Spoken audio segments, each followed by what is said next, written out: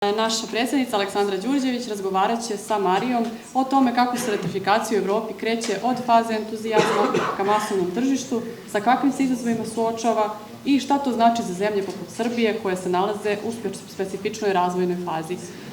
Ono što ću dodati jeste da na kraju panela imate prostora za pitanja, ali kao i uvek zamolit ću vas da se držite teme koja je predmet današnje konferencije.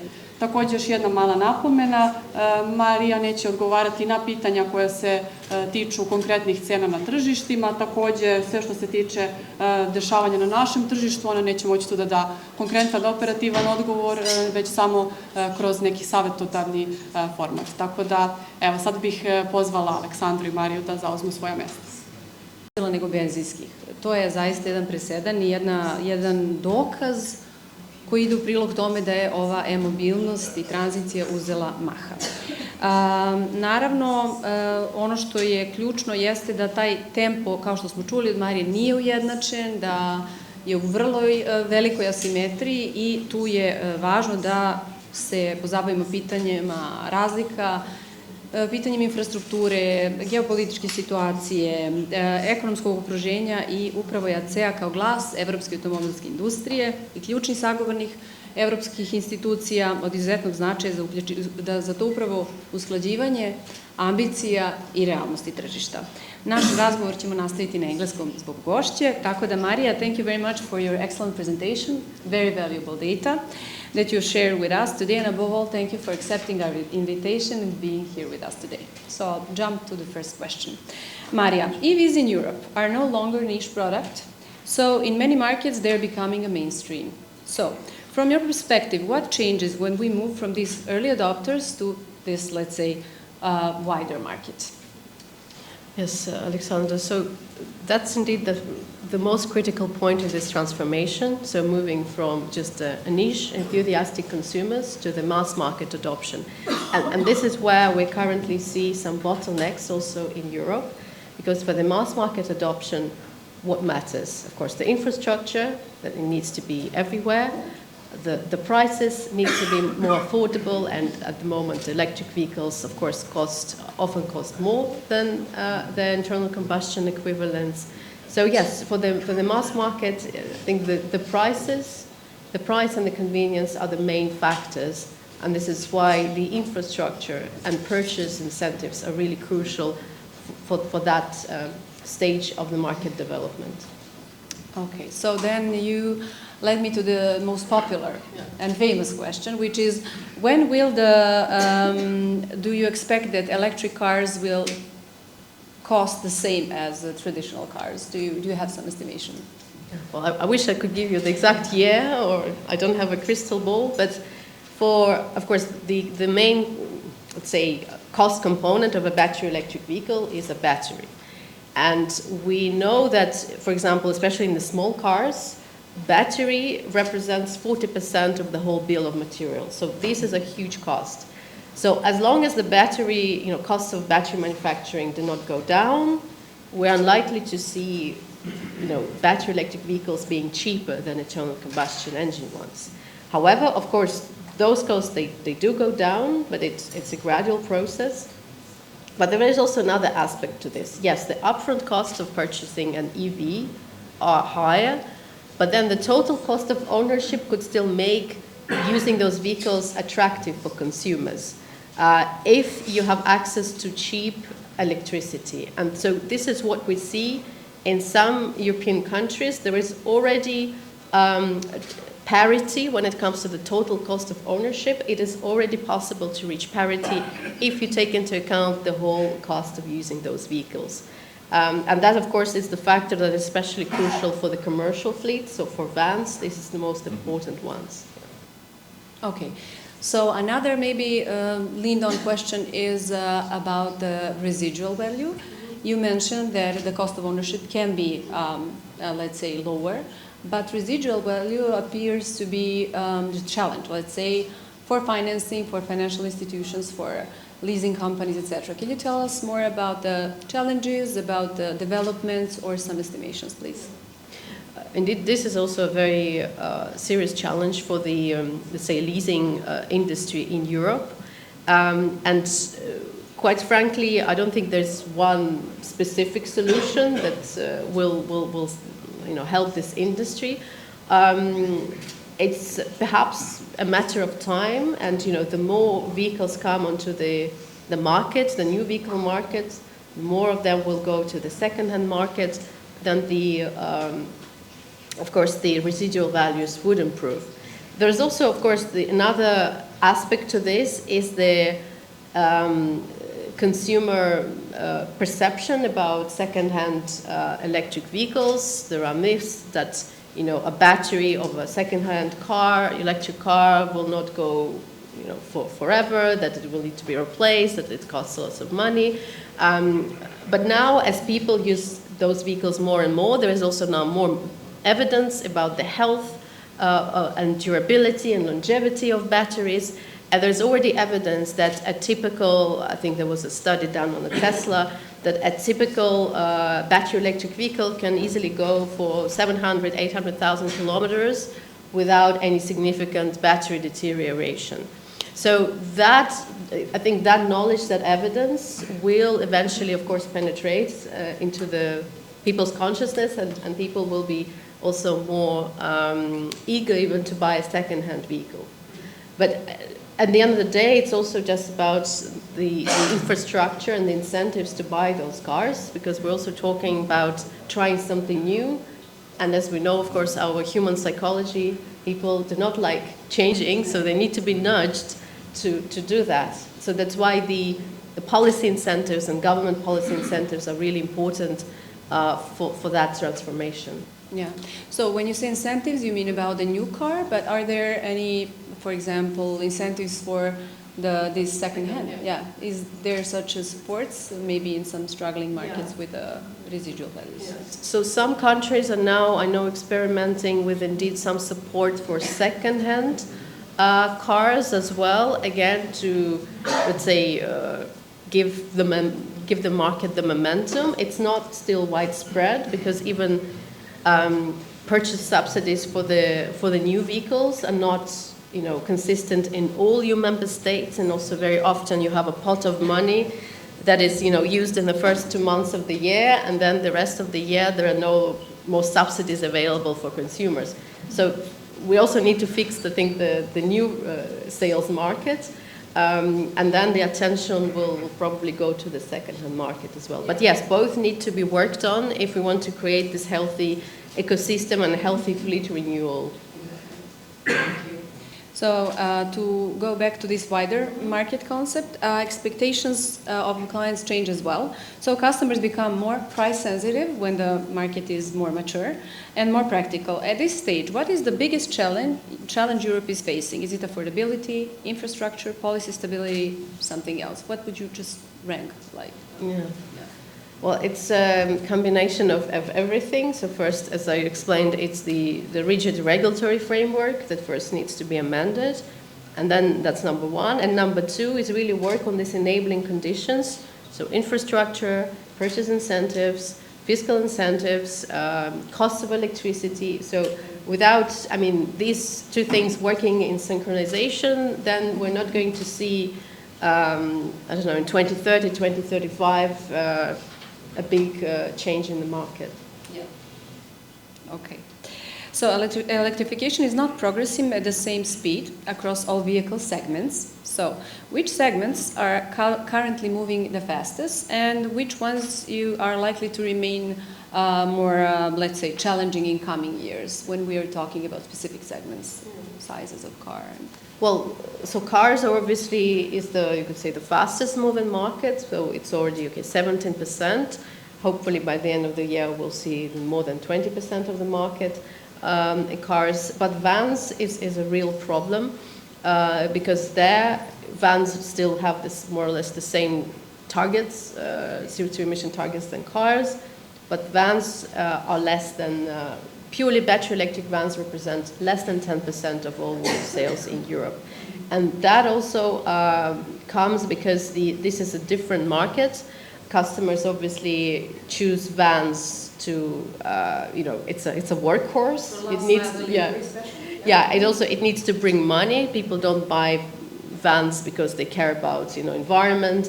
they really want this to work. So this is why electricity prices or other incentives for that segment, for example, I don't know, toll-free access or free parking, these are the incentives that also work for that segment as well. But in passenger cars, for example, when you could just split some share, approximately, when it comes to size, are these smaller cars which will grow, or the bigger ones, or smallers are having the bigger share and the SUVs are the next in line? So what's their, let's say, the dynamic of so within passenger cars, what we see is that the B segment, so you have small cars, is the one that struggles the most with electrification, of course, because there are very few affordable models within that range available on the market yet. So most of the models, of course, are in higher segment, and these are the segments that see higher rate of electrification.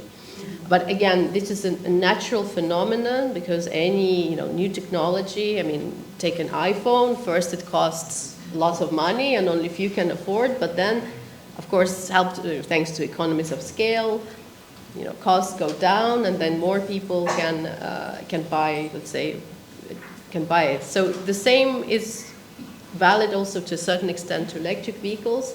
Now manufacturers have started putting more affordable models on the market because they had enough time to, repurpose their value chains, to also learn how to manufacture battery electric vehicles. So now we will, of course, see more penetration in the, let's say, the B segment as well. Okay. So speaking of, let's say, the start and beginnings, Serbia's subsidies for hybrid vehicles have recently been discontinued, while the EV penetration is around, as we heard, 2%. Do you see hybrids as an important transition technology, or it's now focused mainly on electric vehicles? Well, as ACEA, we promote the principle of technology neutrality. So the industry, we do not prescribe only one technology because our industry is diverse. I think this is one of our strengths. Also, for example, plug-in hybrid electric vehicles. Europe has, until this year, Europe has been the leading exporter of plug-in hybrids, even overtaking China. And now, unfortunately, China is overtaking Europe when it comes to plug-in hybrids.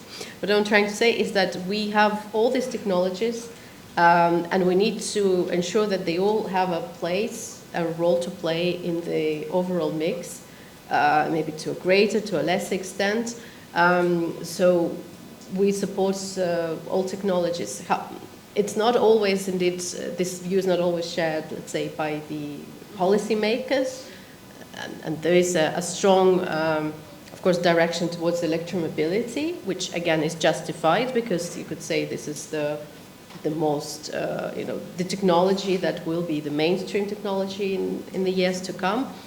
But in our view, the legislative framework and policy support should also focus on all drivetrains. Yeah. Especially in this, let's say, bridge concept for plug-in hybrids, for example, and the markets which are immature with charging infrastructure. So, CEO targets at EU level are very ambitious. Where do you see the biggest gap today between political ambition and market reality? We heard something from your intro and keynote, but can you tell me where do you overall Europe see the biggest gap? Yeah. Well, the biggest gap, I think, is now with the targets for 2030, because, of course, people always talk, like talking about internal combustion engine ban in 2035, because it's a very interesting topic, often ignoring that manufacturers have a very stringent minus 55% CO2 emission target already 4 years from now. So that means that the market needs to grow from 17% to more than 50% in just less than 4 years for manufacturers to be able to meet those targets without paying penalties. So this is our main message now in Brussels. We need to fix the 2030 to ensure that there is the risk of paying penalties for manufacturers is minimized. Because again, the market is not just is outside of our control. Yes, we bring vehicles into the market, But then it's also up to, of course, consumers to purchase them, and we don't have any control over that. And for consumers to purchase it, they of course need incentives. Again, governments need also to play a role. So it's a complex transformation, and I hope I try to really pass on this message that it's not just on vehicle manufacturers to do all of this. And each manufacturer has different interests. Yeah. Isn't that a tricky topic when you gather different manufacturers with different interests? How do you align their interest when you negotiate with, for example, EU Commission? Yeah, no, it's an excellent topic, and we spent probably in ACEA most of our time trying to find compromise. Rightly so, of course, all manufacturers have different portfolios, they have different strategies, they work in different segments, and indeed some of them are maybe more inclined to support full electrification. Some have a more diversified portfolio and they have other drivetrains and they really want to keep them in Europe. I think so far I've been doing a rather good job trying to come up with at least one message, but yes, it's not always possible, and it takes a lot of time. But I think also we're lucky that our members also see a value in compromising at the end of the day and speaking with one voice as an industry, rather than just going one by one to talk to policymakers, and then it's, a cacophony of voices, and it doesn't help anyone at the end. Okay, tough job. If you were advising a market like Serbia, which still has the opportunity to build infrastructure, let's say not from the scratch, but from some early phase, what is one major mistake, or few major mistakes, in some EU countries that you think could be avoided, and some advice on that field? Well, first of all, start with the, let's say, indivisible part. I mean, not even with charging, but start with grids. Because, if you're going to have more electric vehicles on the roads connected to the grid, then the grid will need to withstand all this additional load. And what we see now in many EU member states, the grid infrastructure development has been postponed for decades, and the grid simply cannot handle all those electric vehicles if they all start, charging at the moment. And those investments, of course, they take time. So start with grid investments first, then indeed focus on public charging, especially for people who live in apartment buildings, who live in the cities. This is a trickier one than private charging. Obviously, if you have your own house and a driveway and you can set up a wall box, that's much easier. If you need to install something in the basement of your apartment building, and that, of course, requires sometimes change of rules and regulations. But this is really essential if we want this technology to become mainstream, and not just something that people with their houses can afford, but no one who lives in the city can really drive electric. Okay, thank you. I'm not sure about the time, but I will go for one maybe quick question. Okay, then I will just be quick with the final question, and then to see if you have more questions. Looking ahead the next 5 years, always the final question, what will most determine whether Europe's automotive transition accelerates or slows down? Well, I think, again, to reiterate that this year is a really critical year, because this year the European Parliament and all member states are going to debate the European Commission's proposal to amend this law. And this is where we will see whether our industry's plea and industry's request will be heard, and whether the really challenging state of the industry, that message will penetrate the consciousness of politicians, and that will actually be reflected in a more manageable, more flexible transformation pathway. Again, we're not saying we don't want electrification, or we are investing into this, but what we need is just a more flexible approach. And that's the message that is, rather difficult to sell. Yeah, big pressure and not that much time. Yeah. But, Thank you so much. But da li možda ima pitanja ili Gina ti? Imamo vremena za jedno do dva pitanja, svakako će biti posle prostora za davanje izjava nakon konferencije, ali svakako imate nešto, mada smo dosta toga rekli. Svakako posle ovoga sledi pauza. Pa ništa, onda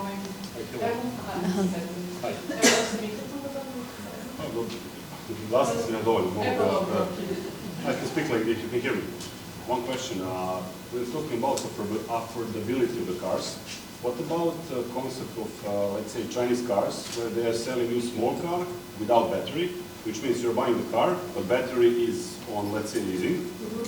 Is there maybe possibility in the future, we mentioned iPhone, for instance, okay, you will get the upgrade of the software, but maybe you buy, for start, 30 kilowatts of the battery. And then you realize, maybe I would like to upgrade to 40 or 50 or this, that. So, to lower the cost of the car, you are buying just the car. And 40% of the, you told us, 40% of the car, cost of the car is the battery.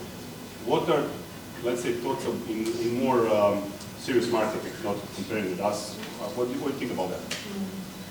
It's a good question, and there are also indeed this, I mean, this battery swapping is already happening in China, and I think even in Europe.